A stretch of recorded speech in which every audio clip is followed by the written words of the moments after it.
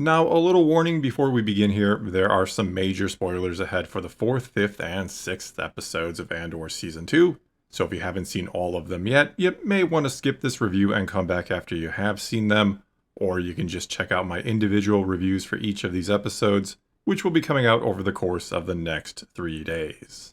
Either way, this video is mainly going to be a relatively brief general overview of these 3 episodes. I'll just be talking about my thoughts on the whole, as well as about some of the bigger moments or revelations we got. And there was a lot going on here, so I'll likely only be scratching the surface, and I'm already looking forward to rewatching them all and doing those individual more deep dive reviews, because there was a lot here to take in and process across all 3 of these episodes.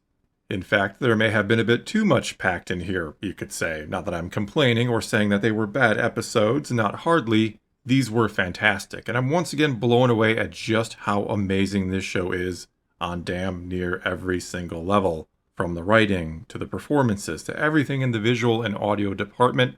Things like the sets and costumes, they're just fantastic, and are a big part of the incredible world building that this show pulls off. It makes many, if not most, or maybe even all of the other Star Wars Disney Plus shows feel completely lazy by comparison when you look at the care that goes into everything that this show does. Every little detail seems thought out and meticulously planned and handled. I mean, they even made up a whole new language for the Gormans that sounded a lot like French to me, which I think obviously was very intentionally done considering the French resistance vibe that they were going for with the Gorman people, or the Gorman resistance. And those lengths that they do go to here, again with virtually everything, seems especially impressive or surprising when you consider how Tony Gilroy, the showrunner, has said he's not exactly the biggest Star Wars fan ever. Yet somehow this show feels like it worries more about the lore than other shows run by those who are big Star Wars fans, even bringing in and reusing old lore like the original Gorman Massacre, where Grand Moff Tarkin does land a ship on protesting Gormans, though something tells me there's going to be another more deadly Gorman massacre to come this season. Still, as great as it all is, as much as I enjoyed these 3 episodes, there is a lot going on in them, and they demand your attention at every turn, or you're likely going to get a bit lost. And I really think you can somewhat see the issue with turning what was originally going to be 4 more seasons of this show into 1 more season with 4 story arcs, where each season is now being condensed down into 3 episodes, and episodes that span a couple days and focus on pretty much one central event instead of a series of very related events that lead into each other, like in Season 1. I really think, thus far anyway, it has only been 2 arcs, but Season 1 just had a smoother transition and a more fluid story overall. There was simply more time and less to cover, and thus it was easier to see or follow the pieces being moved into position, to watch the dominoes being set up before everything started to happen or fall over. Basically, one thing led directly into the next and then into the next across Season 1, and it was just very airtight storytelling where it felt like everything got explained and everything just made perfect sense. Whereas here, it almost does feel like we have a sort of soft reset at the start of the 4th episode or the start of the arc. We've had another year go by, and we have to quickly figure out or infer what's been happening in that previous year, or what happened in the previous year, to all of these different characters. And mind you, I think it is handled very well. And we don't need to be spoon-fed absolutely everything for it to make sense. We don't need to know every little detail of the past year. I'm not trying to complain here as much as I'm pointing out the difference or pointing out the reality of turning 4 seasons into 1, that some things are going to need to be sacrificed, that it is not going to be quite as fluid and as smooth as that first season was. And I do feel like certain things do get a bit rushed, things that wouldn't have probably been as rushed in Season 1, for better or worse, I suppose, since a lot of people think Season 1 is too slow. The ending of this arc, for example, where Bix essentially infiltrates an Imperial facility of some kind and tortures and kills Gorst to face and to kill this nightmare that has been haunting her for the first half of the season, really. I think that would have had more time to breathe and would have had more setup or build-up if this arc had been a whole season, rather than being something that just sort of happens in the last couple minutes of this episode and of this arc, and before we now move forward another year at the start of the next episode. And don't get me wrong, there are connections here to follow. I'm not saying there are no through lines or everything has suddenly become random or haphazard or it's not making any sense. Gorman was talked about a bit in the first arc at that secret Imperial meeting, and it has now become the central focus of this entire arc, with a few offshoot or B-type plots in here like Willimon and the Saw partisans, which was all well and good, and I do think Gorman will no doubt play a big part in the next arc to come. Feels like it is pretty much the central story of the whole season, actually. And yeah, most of the characters we're following are connected to it in one way or another, be it Mon Mothma fighting for them, fighting for the Gormans in the Senate and no one really caring, or Luthen seeing them, the planet, and these people as a new front for the rebellion, as well as Cassian not wanting to see them be sacrificed on the altar of that rebellion essentially, because they have no clue what they're doing, and they're not ready to fight, because if they do, they'll just be slaughtered. Which Luthen is fine with since it'll all burn brightly and draw more attention to the horrors of the Empire and bring more and more people to the rebellion in the long run. Then there's also Cyril seeing this work he's doing as the best, most important thing he's ever done in his entire life, even though he thinks he's simply exposing a resistance for the Empire to take down. He doesn't understand that he's a pawn in the game too, that he is playing a part in the Empire's scheme of turning Gorman into a powder keg, essentially, that they want this rebellion or resistance on Gorman to grow so they can stomp it out, because they need a material from the planet and are taking it and could literally destroy the planet in the process. And I think Cyril is eventually going to figure out that he is being used by his girlfriend, that he is being used by Dedra, and I am oh so curious to see how he feels about that. I'm curious to see where he ultimately ends up, because he's a very well-intended yet misguided character.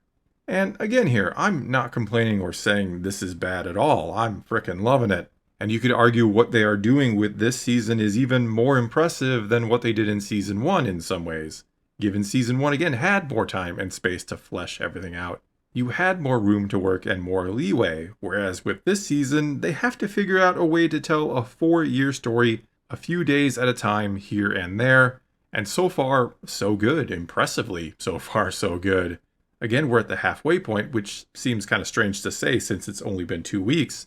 But I think they've done a fantastic job with the story and all these characters that they need to juggle. There are a lot of moving parts, and yet they have managed to, in 6 episodes, have it all make sense and to have a consistent story if you're willing to pay a close enough attention, I suppose, because again, it's a lot to take in, especially in these 3 episodes. Though yes, it does feel like some sacrifices have been made because of condensing it down. Some characters feel like they may have gotten the short end of the stick here. I do think it's a bit unfortunate the way Cinta's story just kind of ended. Not that I disagree with killing her off or didn't ever see something like this coming. I do think most of these characters are going to die, except for the ones that we know can't die or have to live, like the Mon Mothmas and Cassians. I also thought that Val's reaction to it all was very much on point.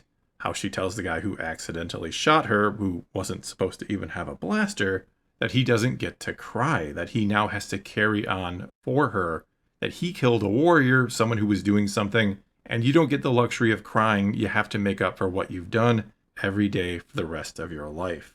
But it did still feel a bit rushed, that Cinta was suddenly a totally different character after something happened.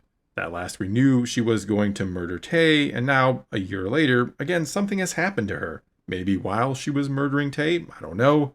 And she's having some regrets or doubts and kind of wishes maybe she had done things differently, especially with Val, it seems.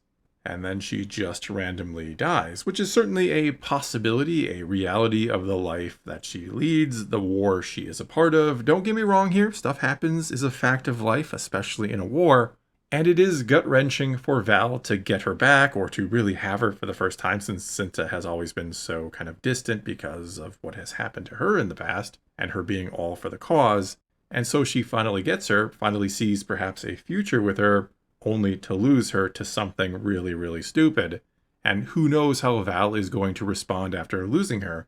What does her future look like? Which is what I feel this show, and certainly this arc, does extremely well. It shows the push and pull effect of fighting the Empire, of trying to form a rebellion like this. Every move you make on one side is reacted to by the other, and usually with more ruthlessness and brutality. And every time you think you're one step ahead, it turns out you're a step behind or something else is going wrong and throws everything into chaos. It shows us that everyone has a breaking point, and there are certain lines that some are willing to cross while others never will, or won't until there is no other choice, perhaps.